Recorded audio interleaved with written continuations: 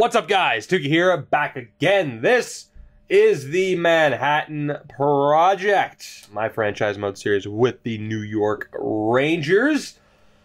Oh God, this episode. Now, if you're live with me on Twitch, of course you know I'm recording this directly after the other one. If you're watching on YouTube after the fact, again, I still appreciate you, but you might not have known that.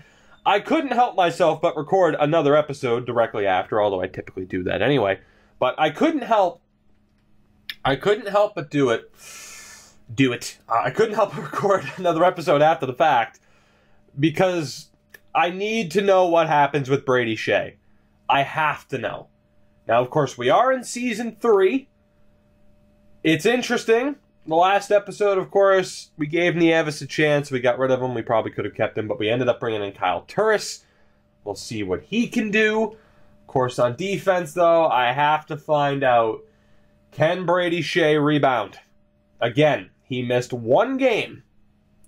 He came back from injury a day early, was a healthy scratch for one game, and has not yet bounced back to the 85 overall that he was. Keep in mind, at the end of last season, he actually reached an 88 overall because of the morale system. Now, he's been as low as an 80. We were able to get him back to an 82 after handing him an alternate captaincy. That still hasn't worked out tremendously. So we'll find out. We'll find out. The bad thing is, he's 24. He's 24. He's not going to get much better than 85, 86, which is fine. That's great for a second pairing defenseman. But, man, I don't know. And, of course, Mika Zibanejad is currently injured. He'll be back very soon. And then Vinny Lettieri will be sent back down to the AHL, which, not to mention, we just signed Elias Anderson, of course. So we'll see how he does on the top line with Tambellini and Petrus Palmu, who has been on the top line all year long for the somewhat struggling Hartford Wolfpack. Let's go. Let's do this. It's December 4th. At the very least, we'll be simming to, I'd say, probably, and it's bullshit that Anderson's already pissed about being sent down. I wanted to see if there are any more trades. Actually, there was. PA Parenthood in Nashville for Jaden Lindo. But, yeah, that was pretty much it.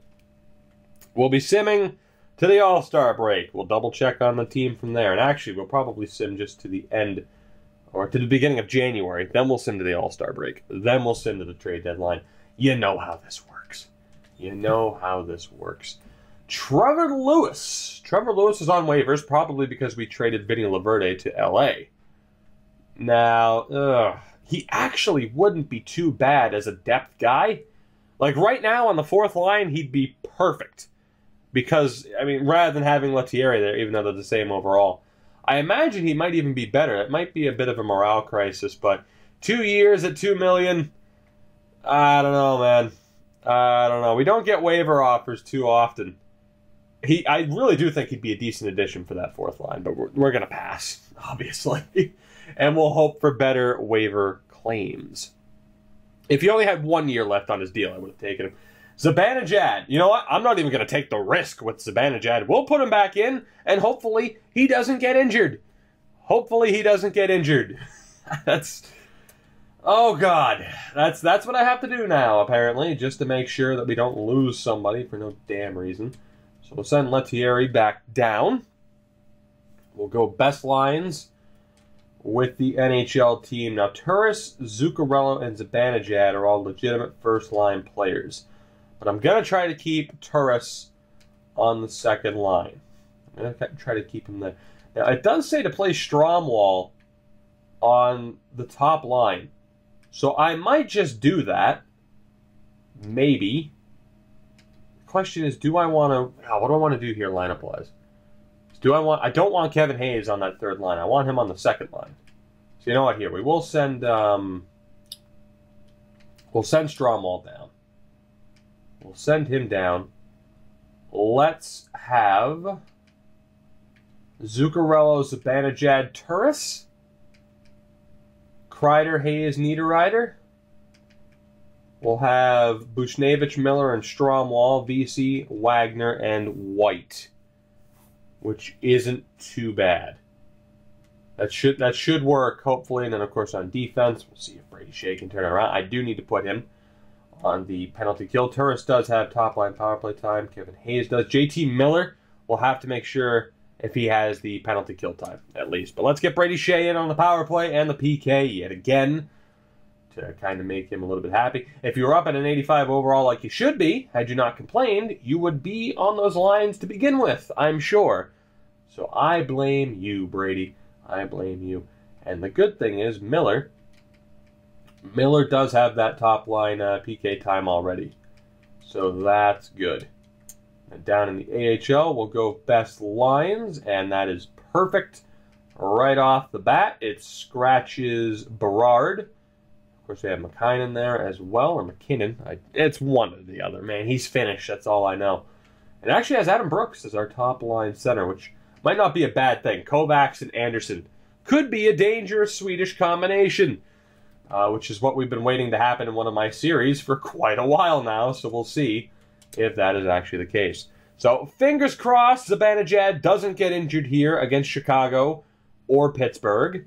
Please, I need a break here because we have lost 4 straight games, which is, oh God, man. We had so much success at the start of the season. Thankfully, Zibanejad's 100%. We had so much success at the start of the season. At the start of the first season. And I feel like we've been setting up this team fairly well. And, yeah, we had a 5-0-2 start to the season. We are now 13-13-2. What happened to losing games in overtime? What happened to that? And then we immediately lose in the shootout, so I guess that's helpful. I didn't say I wanted to lose in overtime. I just said if we had to lose, at least lose in overtime to get that sweet, sweet pity point. Please, my God, we are a disaster here this month. December has not been too kind to the New York Rangers. Not at all. And then we win 3 straight. So right as I start to lose hope, we start to bounce back. Go figure. We done in Switzerland? We are. So to the States. Let's go 2 weeks? Yeah, 2 weeks each. That's fine. Sweet. So let's stop on Christmas or the day after. That works too. We've won 4 straight games, so maybe not the best time to start. However, we're still competitive. We're 4 points back of being in first place in this division. So this division has been extremely, extremely competitive in this series so far. It's still competitive this year, but nobody's dominating right now. So that's good. That's good. And even in Draft to Glory, this division's always competitive. So we're catching a bit of a break here with other teams struggling currently in that second wildcard spot, which means the Atlantic is that much worse. So go figure. Allow me, though, to check the morale and how players are doing so far. Zuccarello's having a great season, and he's happy. Perfect.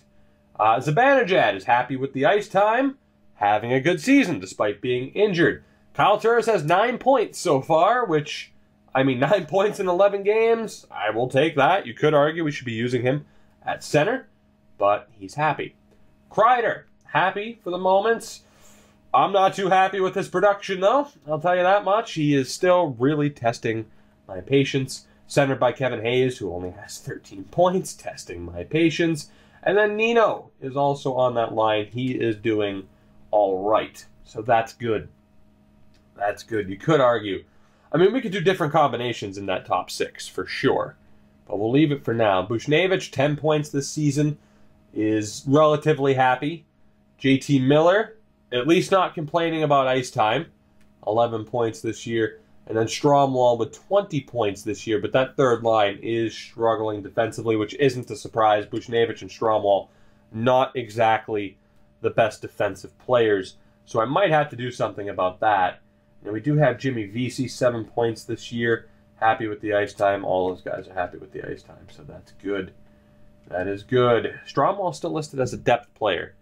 Which, I don't want to put him on the 4th line. That'd be a little bit ridiculous. But what can we do here? Because that second line has to change. Or that third line has to change. At the very least. So I'm going to change it up. Let's go Kreider, Miller, Buchnevich. We'll have Niederreiter, Stromwall, and Hayes And we'll see how that works. And we'll see if Kreider is all right with being on the third line with second line power play time. We'll see how it goes. We'll see how it goes. Hopefully. Then on defense, Brady Shea is bouncing back. He's up to an 83. The highest point he's been at. He has 3 points this season and is a -1. That is incredible. Absolutely incredible. Lovely. Actually, he does get along with D'Angelo at least, so that's good. And Ryan Graves. Ryan Graves up to an 84. Not too bad. Not too shabby, although that second pairing is struggling. Or the third pairing is struggling just a little bit. The goaltending, something I really haven't looked at all season long. Hank is doing well with a .920 save percentage. Shesterkin, not doing that great so far. 7 appearances, a .901 save percentage. But we'll see if he can bounce back. It's not like I'm giving up on him anytime soon. He is still our goalie for the future. We'll go best lines down in the AHL, just so that it factors in, any player progression. And it did put Elias Anderson back on the top line. The defense is still good. Fantastic. Although, unfortunately, Halverson is still injured. But we're good to go for the moment. We are good to go for the moment. Good old Boxing Day. Good old Boxing Day. We're only 34 games into the season. It feels like we are much, much further into the sim. We're really not. We have a long way to go. Unfortunately, Hartford's struggling. I thought they might do really well. They have made the playoffs in the first 2 seasons of this series. If Sean Day goes down to a concussion for a week, that might hurt. Halverson's back. We'll just go best lines. There's no way Halverson doesn't get hurt again.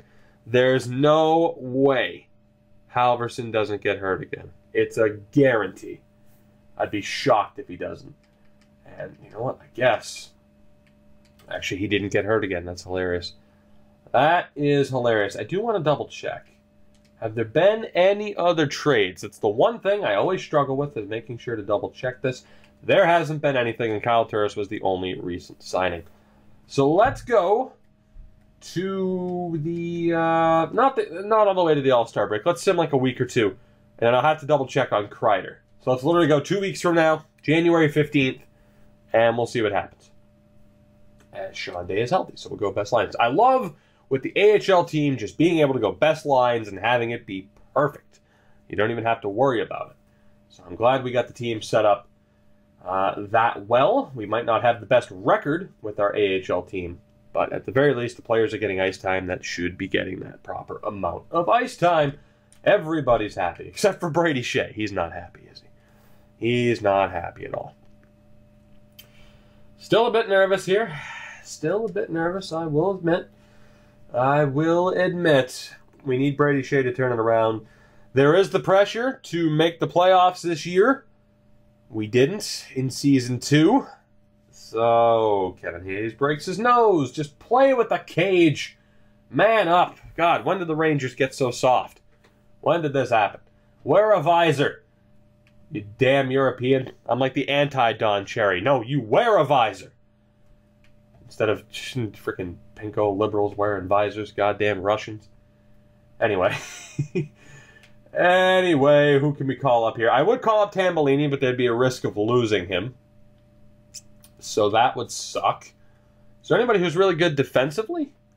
Lettieri's not bad, and I called him up the last time, and you know what? He is going to get called up again. Just because he's a little bit good defensively, and we can have him in on the 4th line. Kovacs is, again, someone else who's just way too offensively based. Jimmy Vesey will get the chance to move up. So let's have Lettieri in again. 3rd line. What do we want to do for the 3rd line now? Miller has 15 points. He's a -11. Jesus. Kreider's not doing well either. Good God, guys. What is the matter with you? Like, what is the matter with you? Bushnevich is still struggling, too. Not good. Not good at all. As far as centers go, we are locked into Zibanejad, Turris, and Miller being the centers. So, how the hell do I want to handle it? So, let's go Kreider, Vesey, and Miller. I guess. Second, God, what do we want to do for that second line? What do we want to do for that second line? Which Either way, either there's a dying cat outside or somebody needs new brake pads. Holy shit. Buchnevich not doing too well. Stromwall is doing pretty well.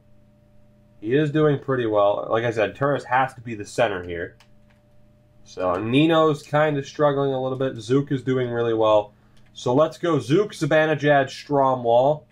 And we'll have Buchnevich, Turris, and Nino Niederreiter. On defense, Shea has returned. Thank God. Oh my God, finally. Holy shit. Giving him power play and penalty kill time. Finally worked out. Holy shit.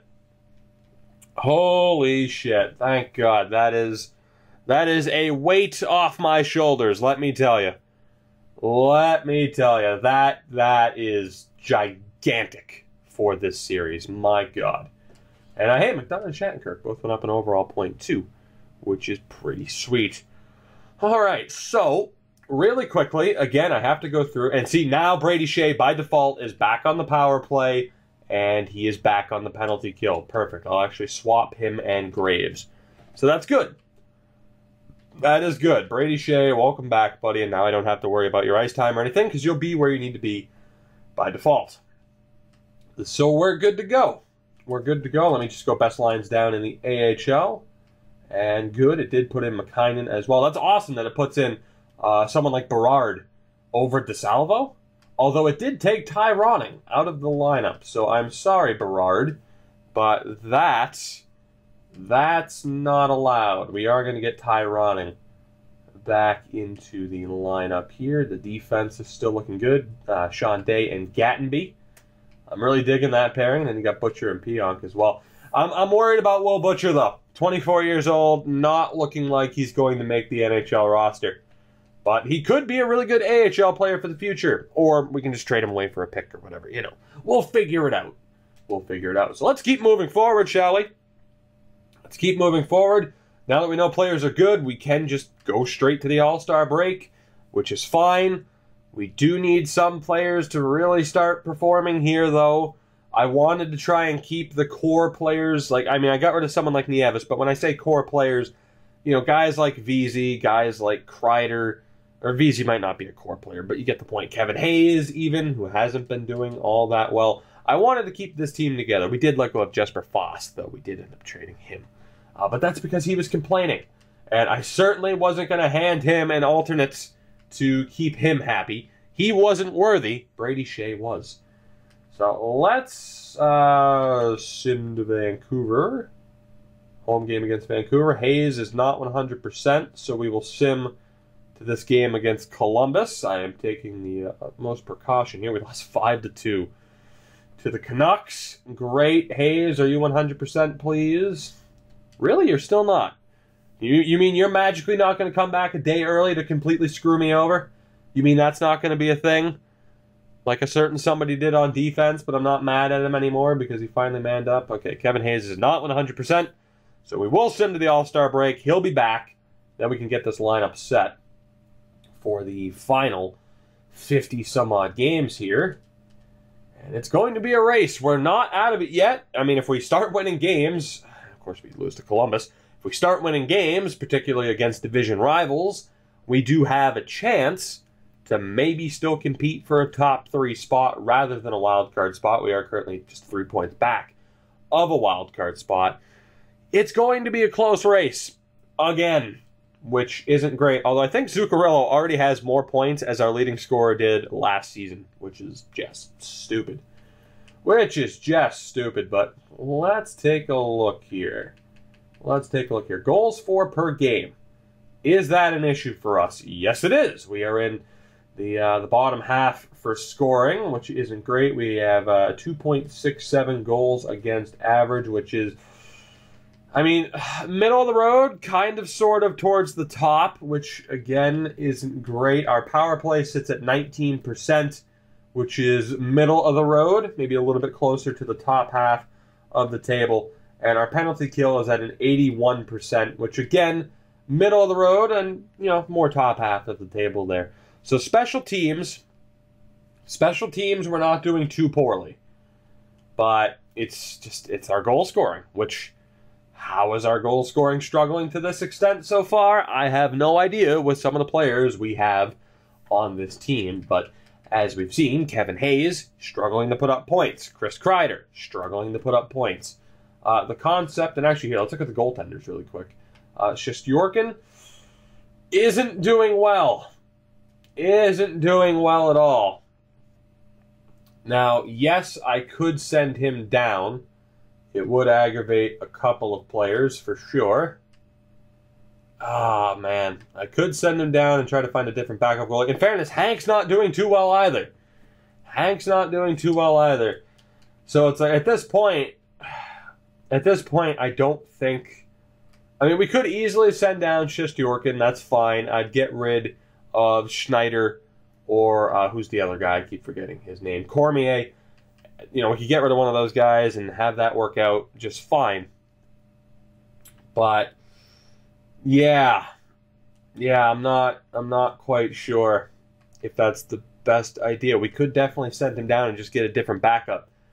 But, I don't know. Just in general, our goaltending is struggling.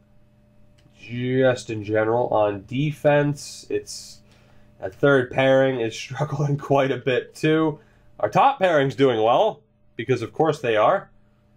And then, of course, we're having trouble staying healthy. Let me send down Lettieri really quick. Let me send him down. And I might even check the free agent market or the goalie market just to see if sending down Shesterkin is a viable option. I mean, it's tough, because whenever you have an 85 overall goalie, sending him down... it just doesn't seem like the right idea, even though I can technically send him down. He is listed as a backup goalie, so he might not complain. But to send somebody of his quality down is risky. Flat out, it is risky. So, I don't know, man. I think we might just be stuck with who we have at the moment. So let me see. Production-wise, 14 points for Buchnevich. Tremendously disappointing. Hayes with 18, 17... for JT Miller. Kreider, 15 points. That's just not good enough, man. That's just not good enough. It really isn't.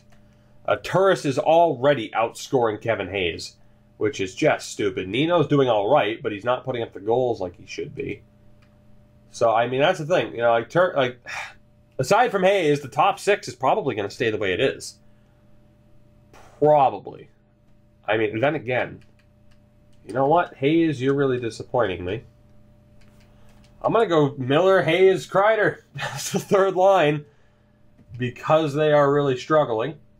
The second line, do we have a goal scorer? We do in Turris. And in the top line, Zuccarello and Stromwall are doing well. So we're going to go with Zuccarello, Zibanejad, Stromwall. And we'll have Buchnevich with... we'll have Buchnevich on the left with Turris and Niederreiter. Not looking too bad. Not looking too bad. Hopefully. We still have time where we could make moves if we had to. And let me just check the special teams. Hopefully nobody complains. Shea still has power play time, so I don't think he will. And then penalty kill-wise, Shea has the PK time as well. So hopefully he doesn't complain. For the moment, I think we're good. Hank is back between the pipes. Lovely. Lovely. All right. I'd say we have the talent to do well. We just have underperforming players. As disappointing as that is. We still have time to turn this season around, though. I don't want to jump into making any crazy moves. I mean, no other trades have been made. No other signings have been made. Let's take a look. You know what, man? I think we're good. We just need certain players to start performing. That's all we need. Is certain guys to just start scoring. I'm looking at Hayes. I'm looking at Kreider. Those are two players who have really been disappointments for this entire series so far. I didn't mean to look at that. I meant to look at player points from around the league and the rookie race as well. That is what I meant to look at, so give me one moment. Stamkos leading the league in points. Tarasenko up there with 51. He has 30 goals. I mean, Zook's up there. Zuccarello's doing all right. He's 10 points back of Stammer, but he's still not bad. And Tarasenko leading the league. Gurionov has 24 goals, which is crazy. He always does pretty damn well. Brock Besser has 22. I'm regretting trading Kaprizov back to Minnesota because they are playing him at the NHL level, and he has 22 goals as an 80 overall. I had to do the right thing and send him back to Minnesota, but I am regretting it just a little bit. If Kyle Palmieri can put up 19 goals, there is no excuse for Kreider to not have more. I don't even think he has 10. He had what, like 8 and 7 as a stat line? Like, Jesus, man. Come on. Come on. Let me look at his damn player type here. I mean, here's the thing. Like, Zibanejad as a two-way, I could change him to a playmaker, but he's doing fine, so we'll leave it. Turris, same thing. We'll leave it. Kevin Hayes, he's a legitimate playmaker. I could change him to a two-way, maybe. And then again, there's debate over how much changing player types actually does anything to begin with. There really is. There really is. Kreider, though, as a power forward, certainly has the strength to do it. I might even just change him to a grinder. I might. I mean, here's the thing, right? Offensively, a lot of 87s. Like, he's well-rounded. I don't expect him to put up 30 goals. But 8 goals in 49 games, and he has a career high in real life of 21. Like, at least 20 goals. At least. So you know what? Screw it. I'm going to try something. I'll try changing him to a grinder. You could argue a two-way. But here, instead of a power forward, at least use your physicality to your advantage. Please. Please, please, please. And for now, that might be the only one that I change. I mean, Jimmy Vesey, he's good as a two-way. Could change him to a grinder if I really want to. Because I don't want to go down this damn rabbit hole of trying to set all this up. I mean, I could, and it would be worth it. But whatever. It's fine, I guess. I might, later on in this episode, if we are really struggling, I might take a look. Shesterkin really shouldn't be struggling like that. But you know what? Let's go ahead and just move forward. Kreider, I was thinking of doing that to begin with, but I'm like, I don't want to go down the whole rabbit hole. Even right now, it is very tough to hold off on changing a bunch of other guys. Kreider, at the very least, though, is someone who I'm very much concerned about. If we continue to struggle and we're still outside the playoff structure, by the time we hit the trade deadline, maybe rather than making a trade, and by the way, a swig of water. Maybe rather than making a trade, another swig of water. It's hot as hell in here. Let me finish that sentence. Rather than making a trade, it might be worth changing up player types. We have lost 3 out of 4, including a 6-1 loss to the Florida Panthers. I'm going to send to the 15th. Adam Brooks gets hurt down in Hartford. Great. Oh, I'm glad we won. In our first year. That's just lovely because it's looking like it's going to be a while before that happens again. So, glad we could get the job done early on in this series because that might be the only time that it happens. It might be. As we had 6 days to prepare for that game against Anaheim. We lost 5-2, we lost 6-1, we lost 3 in a row. Jesus. All right, well, now we're 9 points out of a playoff spot. Whew. Right. Lundqvist has dropped. Wow, Hank, like, come on, man. A 907. Fucking really?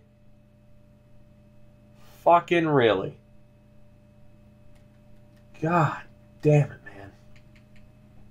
Unreal. I mean, the top line is still doing well. The top line is the only reason why we even have as many points as we do. Everyone's happy with their ice time, at least. Stromwell's still doing all right. Second line, Bushnevich, struggling. Like, he just... High top nine's not a bad potential. He just... complaining about ice time, too. You're on the second line, you scrub. And you're complaining about ice time? Fuck off. Turris rightfully complaining about ice time. I'd say he should be on that first line. But, you know... Yeah, we'd have to call up Kevin Hayes back to the second line. Nino, he's not scoring like he should be. He's a sniper. I should change into a playmaker then, apparently. Oh, God. And then Kreider at least has 10 goals now. Good for you, buddy. Good for you. That third line. 3 members of the core, you could argue.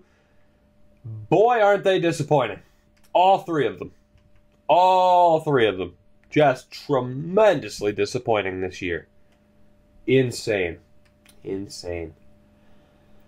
So, the question is, how do I want to approach the rest of this season? How do I want to approach the rest of this season? Because we obviously have options. We could start a fire sale, in a way. Not even sure who the hell we'd get in return at this point. Again, I don't exactly want to give up on Kreider, but it's kind of looking like we have to. And again, people could argue, obviously he's not putting up points when he's, on the third line. Stromwall was, though. I think Kreider could probably get more than 10 goals no matter where the hell he plays, but right. So you know what?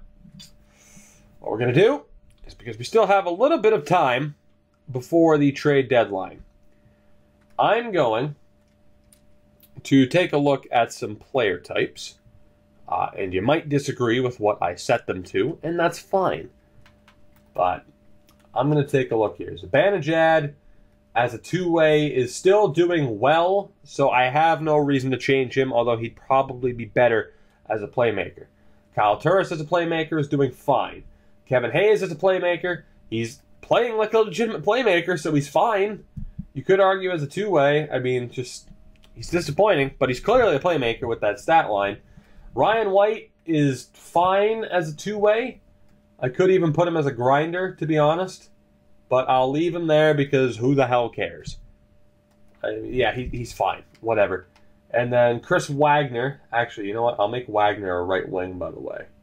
He is good as a two-way. So let me change Chris Wagner to a right wing because that'll help with the best Lions and such. I've been meaning to do that. So there we go. Our very first minor move. I'm sure they'll get a bit more ridiculous here in a minute. JT Miller. Not working out too well as a two-way. Could argue a playmaker. Hell, could even argue a center. Could argue power forward. Not the biggest guy, but he at least has a good physical category. Like, he is really good as a two-way, right? Like, the two-way player type fits the bill. He's well-rounded. Very well-rounded. But I could go power forward. I could go playmaker. I could go sniper. With that stat line, you'd think playmaker. You know what? I'm gonna go off the board here with this option. I'm gonna try JT Miller as a power forward. For the moment. We'll see what happens. Why not? We need to try some crazy things. Kreider, I mean, he has put up points all of a sudden now that I've tried him as a grinder. So that's cool, I guess. Jimmy Vesey as a two-way is fine. He's on the fourth line anyway. I mean, I could change him to a playmaker, to be honest. And you know what? I'll just do that for the hell of it. Why not? Why not? Lovely. Just lovely stuff that we're even having to do this. This team should have been good enough on its own to just make the playoffs without having to worry about it. And right wings. Nino. Like, you're putting up points as a sniper. I guess I'm just going to change. We're going to have so many playmakers. We are going to have so many playmakers. Like, you are putting up points, but whatever, I'll change you to a playmaker, and then maybe you'll start scoring instead of putting up assists. You're supposed to be the main man. You're supposed to be the goal scorer on that line. Zuccarello is fine as a playmaker, obviously. I could change him to a left wing, which actually is where I'd prefer to put him. Hopefully that doesn't screw anything up. It shouldn't, just changing him from a right wing to a left wing. I keep putting him on the left side anyway, So let's switch him over. Bushnevich, boy, have you been disappointing, buddy. Have you been disappointing or what? I mean, as a playmaker, you're looking all right. I'm going to change you to a left-wing sniper because why not? We're going for broke, kind of. I mean, just throwing shit at the wall and seeing if it sticks. And then if it doesn't, once we hit the trade deadline, we might just have to make some pretty unfortunate decisions. And then Strawmall as a sniper is good to go. On defense, we're not changing a damn thing about those two. Brady Shea as a two-way works. D'Angelo as an offensive defenseman works. Graves as a defensive works. Baragolazov works as a defensive defenseman. Henrik Lundqvist. You could argue butterfly. You could. And you know what? Why the hell not? Why the hell not? Let's try Hank and the butterfly. And I'll probably change York into a stand-up. Just to see. Why not? Why not? We'll find out. Look at that head of hair, by the way. He's gorgeous. York. Your angles are terrible. You have a really good glove high rating, though. Really good glove high rating. You're not much of a passer, so stand-up really wouldn't fit at all. And you're not very aggressive, so you know what? Playmaker for you, too. Why not? Fuck it. We're just trying whatever we can to see if we can get this team to just perform at the level that they should. If this doesn't work, we will we'll have to get rid of some players that the real diehard Rangers fans might not want me to get rid of. So, for the moment, best lines again. Fourth line is good. Third line, we'll have... You know what? I have to take the risk. We're going to have Miller, Bushnevich, and Strawmall. We know Strawmall is doing well. I need to see, though, if Hayes and Kreider can turn it around. They'll be on the second line with Nino, and we'll see how it goes. Again, shitload of playmakers now all of a sudden. Shitload of playmakers, but we're doing what we have to do to just try. I mean, I don't even care about the player types at this point. Half the time, I mean, sometimes it feels like it works, other times it doesn't. So who the hell cares? Strawmall does still have power play time at the very least. So we're good. We're good. Let's sim. Let's see what happens. We have to hope for the best. Otherwise, we are probably going to tank using a combination of trading away certain players and also using picks along with those players to get really high-end prospects and really high-end picks. Again, we have 2 weeks. 2 weeks to turn this around. Let's see if we can. Let's sim right to deadline day, and as opposed to previous times where I've used the trading block, I will probably just search for these trades myself to make this happen as we lose 2 straight. We lose both games with the home and home to Philly.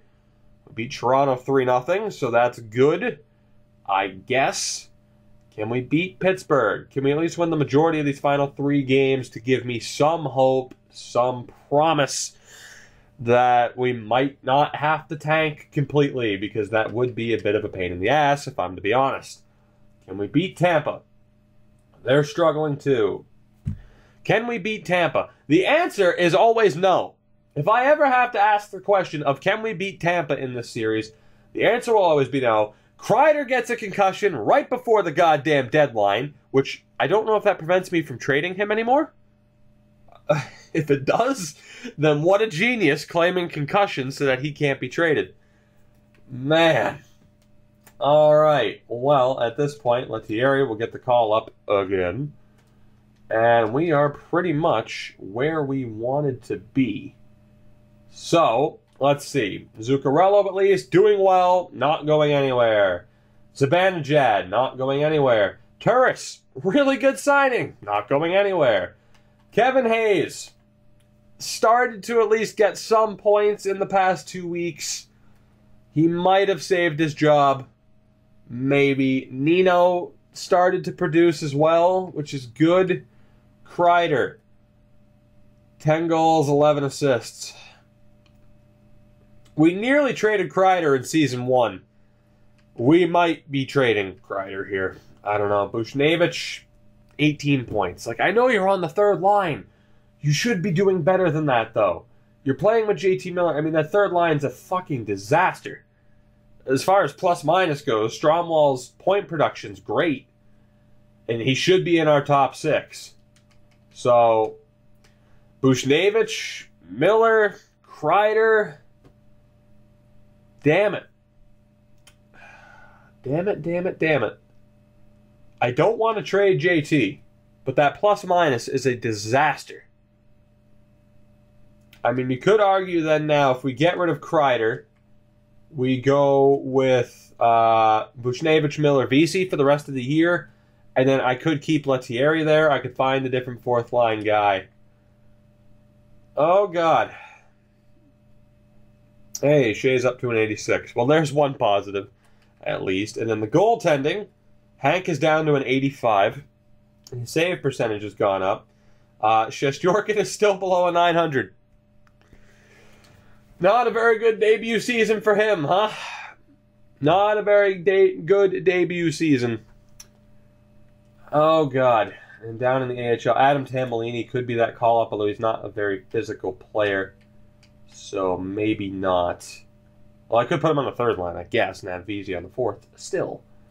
So we'd probably look to sign just a free agent that could play those fourth-line minutes.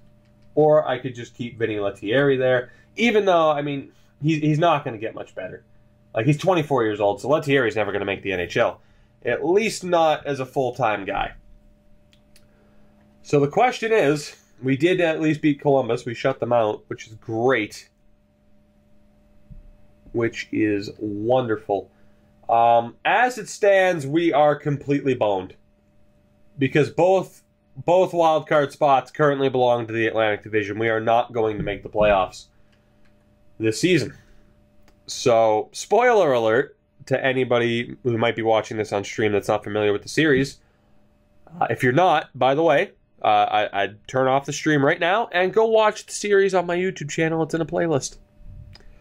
Anyway, spoiler alert. We won the Cup in year 1. We missed the playoffs in year 2. And now we are most certainly going to miss the playoffs in year 3. To get into the postseason, the Bruins have 66 points in the second wildcard spot. We are 7 points out of the second wildcard spot. The 8th seed. 7 points out. We could make it if our players were performing to as high of a level as they could. That's not happening, though. These players, it's not working. It's not working. So, the question is who to get rid of. Now, obviously, in the Twitch chat at the moment, people are kind of turning on Shesterkin, which is fair. Hank's not going anywhere. He is staying. I hope he retires now at this point, but I'm not trading him. I refuse. It could be some debate as to whether or not Shesterkin's the guy, which we're going to give him next season. If at this time next year, I mean, he's going to be the goalie. He's going to be the man. He's 23. He'll improve over the postseason and the offseason, as you would expect. But after this, this time next year, if he's underperforming, he's gone. He's gone. That's the only option. On defense, I mean, Graves, I feel like, is doing all right for his first season. I mean, he's a -10. But Bergalazov has really struggled now. Bergalazov struggled last year, so decent overall, decent defensive D-man. I think he has to go. He's not going to get much better. He really is struggling, unfortunately. And as far as Anthony DeAngelo goes, that second pairing continues to struggle. We have a lot of changes to make. A lot of changes to make. I mean, if we're talking about underperforming players, I mean, DeAngelo could go because he's a second pairing guy, but he doesn't get along with second pairing defenseman Brady Shea. I mean, we could play him on the third pairing and just have him have that power play time. Bergalazov, I don't know. It just depends on how much do I want to do right now. Because as far as who we have in the system, I mean, because we did wait until deadline day. We gave this team until the very last second. Like, if I get rid of Barrett Galazov, I mean, Will Butcher gets called up for the rest of the year, and then we find that permanent replacement later. If we got rid of D'Angelo, the peon that gets called up. For forwards, of course, I mean, Niederreiter's not bad. He's not bad, but he's not that goal scorer that we thought he would be. We have playmakers. We need a goal scorer. He's not the guy we thought he was. Stromwall probably won't get much better, but he is still performing at least. For left wings, I mean, Kreider's not going anywhere. Kreider's not going anywhere. Kreider's definitely going somewhere. Zuccarello isn't going anywhere. Miller has value. Kreider has value. Buchnevich has value. All of them are tremendously disappointing. We could get rid of Jimmy Vesey as well. Kevin Hayes has value, that we could get rid of him. It's just how much of a damn fire sale do we really want to do here? Because we could go pretty much scorched earth. I mean, we could get rid of a few, or, I mean, we're talking Hayes could go. Kreider, Miller, Buchnevich, Vesey. Niederreiter, I'd be fine with getting rid of. D'Angelo, Barrett Galazov. Like, I'm so disappointed in the core of this team. So disappointed. And, I mean, we've tried different combinations. Kreider and Miller have been interchangeable.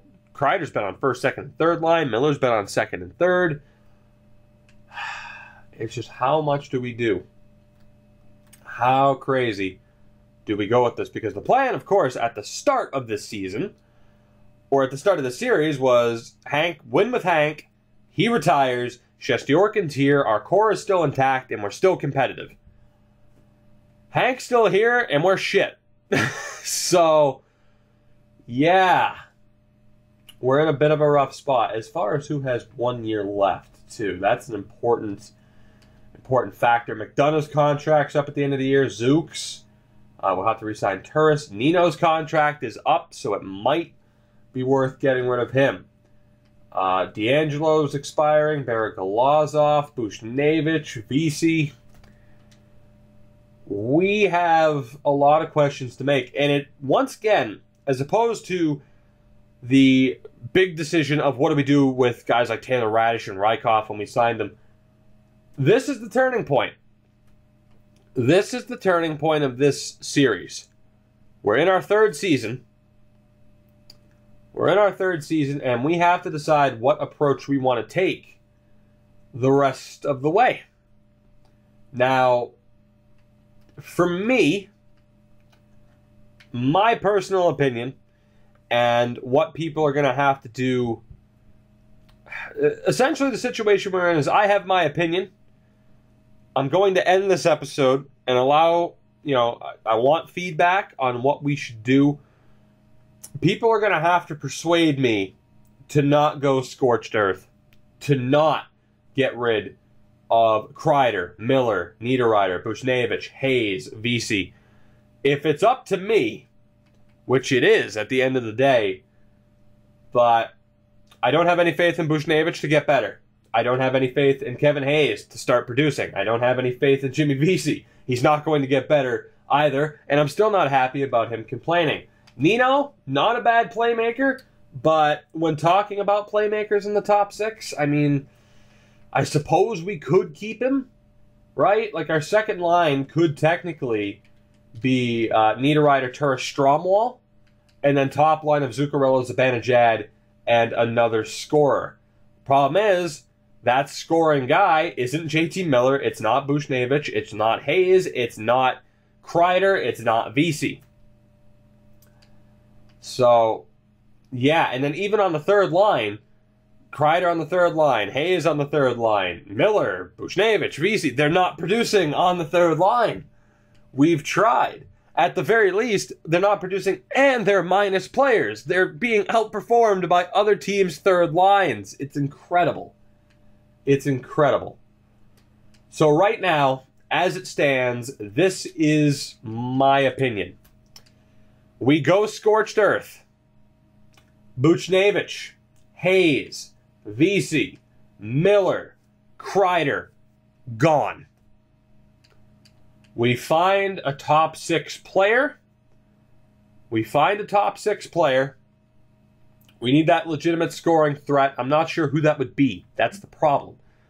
And you have to factor in other trade values. It's difficult to get a legitimate top 6 scorer because teams don't want to get rid of them. Now, you could argue in the pipeline, maybe Elias Anderson is that guy, although he's looking like more of a playmaker already as opposed to a sniper. So, we're in an interesting spot. Robin Kovacs is someone who's done incredibly well in the past.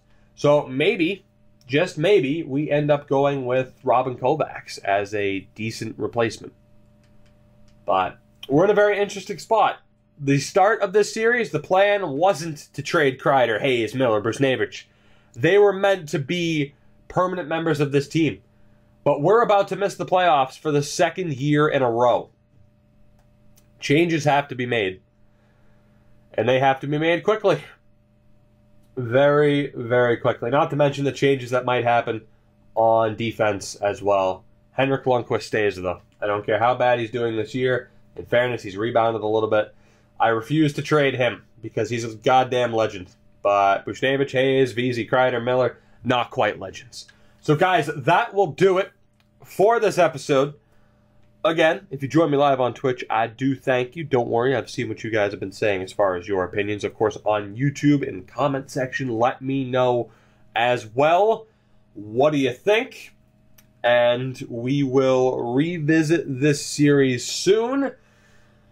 And just how crazy we go with some of these moves, we'll find out.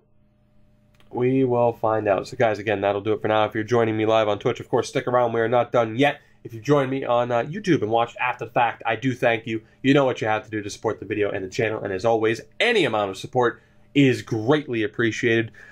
Until next time, guys, I'll catch you later. That's all I can say. I will catch you later, and we will see what happens. I'll catch you next time.